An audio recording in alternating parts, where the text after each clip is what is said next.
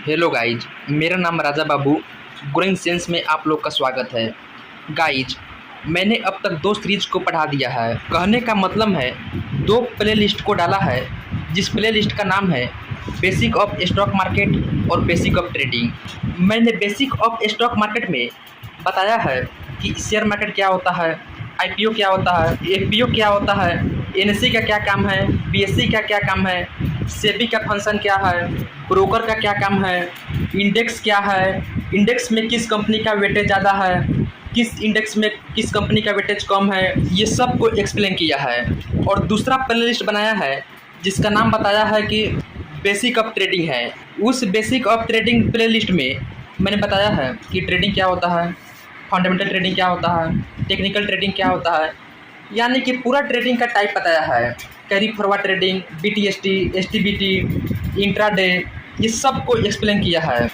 इसके साथ साथ ये भी बताया है कि डिलीवरी में पोजीशन बनाने का मतलब क्या होता है, इंट्राडे में पोजीशन बनाने का मतलब क्या होता है, और ये दोनों का डिफरेंस भी बताया है। अगर बिगिनर हो और ट्रेडिंग को फ़िलहाल ही सीखना स्टार्ट किए हो तो काफ़ी हेल्पफुल करेगा। अगर मेरा ये 2 सीरीज को, ये 2 प्ले लिस्ट को नहीं देखे हो तो जाकर पहले देख लेना है, तब ये देखना है आकर, ताकि हर चीज़ को समझ सके। गाइज, मैंने जब ट्रेडिंग को सीखना स्टार्ट किया था तो कोई ये चैनल पे नहीं मिला था। ये सब जो भी आप लोग को एक पेज पढ़ा रहा है, उस पेज को राइट करने में मुझे 10 वीडियो का सहारा लेना पड़ा है, और वो भी अलग अलग चैनल का। तो मैं इतना मेहनत किया और नोट को ये प्रिपेयर किया है, तो जो भी आप लोग को कंटेंट दे रहा हूँ तो उसको वैल्यू दो। भले मैं ये चीज़ यूट्यूब पे फ्री में दे रहा हूँ, लेकिन है काम की चीज़, तो इसको वैल्यू देना है। एक दिन जब खुद ही ट्रेडिंग को समझ जाओगे, सीख जाओगे, तो लगेगा कि कोई पेड कोर्स से कम नहीं है। तो ज़रूरी नहीं है कि कोई भी चीज़ को सीखने के लिए पेड कोर्स ही ज्वाइन करना पड़े। अगर सीखने की इच्छा है तो यूट्यूब पर फ्री में भी सीख सकते हैं। गाइज, जब मैं बिगिनर था और ट्रेडिंग को सीखना स्टार्ट किया था तो इस समय कुछ नहीं समझ आता था कि कहाँ से स्टार्ट करूँ। कोई डायरेक्शन नहीं था कि क्या चीज़ पर फोकस करूँ और क्या चीज़ पर फोकस ना करूँ, क्योंकि स्टॉक मार्केट में बहुत सारा चीज़ है जिससे पैसा कमाया जा सकता है।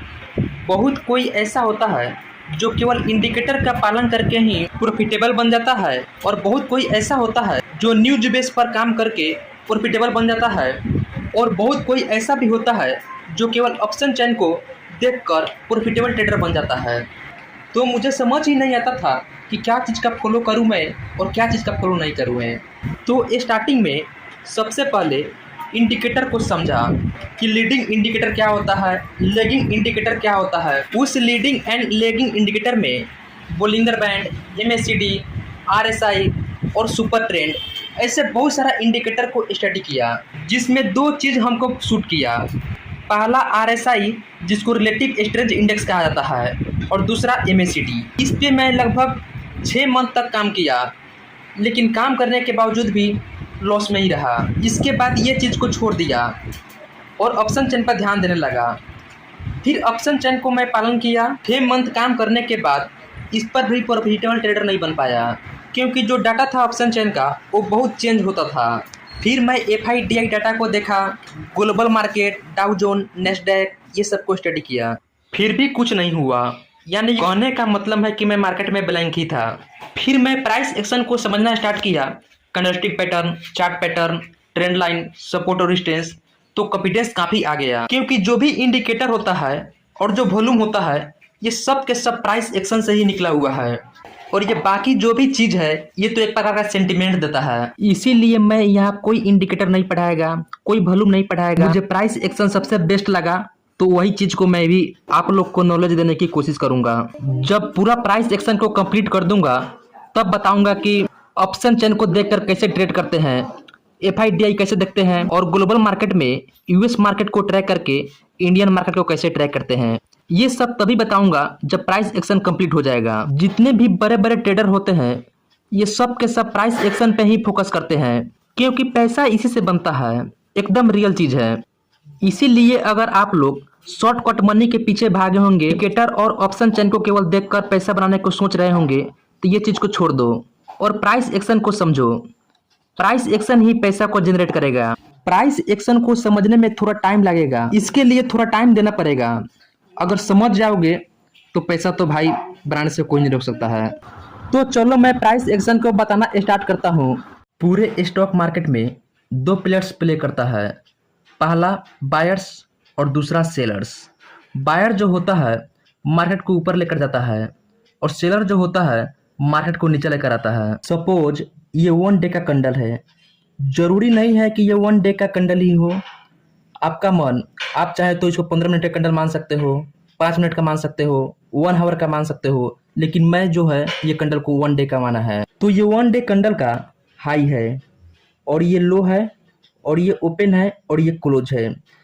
यहाँ पे ओपन इसलिए है क्योंकि ये ग्रीन कैंडल है। यही अगर रेड कैंडल होता तो इसका ओपन यहाँ पे होता और क्लोज जो है यहाँ पे होता, क्योंकि ग्रीन कैंडल मार्केट को चढ़ाता है और रेड कैंडल जो होता है मार्केट को नीचे लाता है। हम यहाँ पे ग्रीन कैंडल को ड्रॉ किया है, तो ग्रीन कैंडल में ही बायर और सेलर को साइकोलॉजी को समझेंगे। जब ये कैंडल बनना स्टार्ट हुआ होगा तो सबसे पहले स्टार्ट ओपन से हुआ होगा। ये ओपन पे बायर्स और सेलर्स दोनों आया होगा। सेलर्स ये ओपन पे हावी हुआ और मार्केट को नीचे लेकर आया, फिर यहाँ पे बायर कंट्रोल किया और मार्केट को ऊपर लेकर चला गया, तो यहाँ पे बन गया लो जो ये बना हुआ है।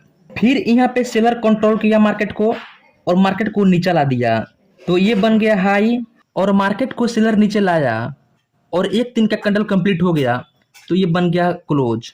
ये हाई लो ओपन क्लोज एक दिन का है, तो बोलेंगे ये एक दिन कैंडल का हाई और लो ओपन क्लोज है। अगर कैंडल 5 मिनट का है तो बोलेंगे ये 5 मिनट कैंडल का हाई लो ओपन क्लोज है, यानी कि 5 मिनट में ये हाई बनाया है, ये लो बनाया है, ये ओपन बनाया है, ये क्लोज बनाया है। मार्केट जो होता है बायर के कंट्रोल में होता है या सेलर के कंट्रोल में होता है या न्यूट्रल होता है, यानी कि बायर और सेलर किसी के कंट्रोल में नहीं होता है। अगर मार्केट बायर के कंट्रोल में है तो बायर्स जो होता है ऑपरेटर होता है, अगर सेलर के कंट्रोल में है तो सेलर जो होता है ऑपरेटर होता है।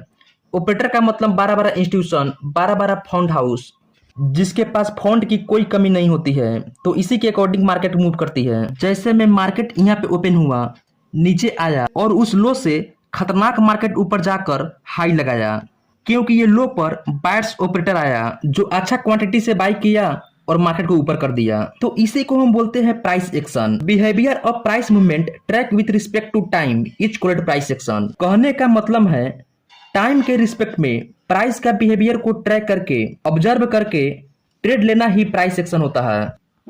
प्राइस एक्शन को हम 4 पार्ट में स्टडी करते हैं: trend line, support and resistance, candlestick pattern और चार्ट पैटर्न। ये चारों पैटर्न को मैं स्टेप बाय स्टेप वीडियो को अपलोड करेंगे। सबसे पहले मैं कैंडलस्टिक पैटर्न के बारे में बताएगा जो कल बताएंगे, तब इसके बाद चार्ट पैटर्न के बारे में बताएंगे, तब सपोर्ट और रेजिस्टेंस के बारे में बताएंगे, फिर लास्ट में ट्रेंड लाइन को बताएंगे, क्योंकि सब जो है एक दूसरे से कनेक्टेड है।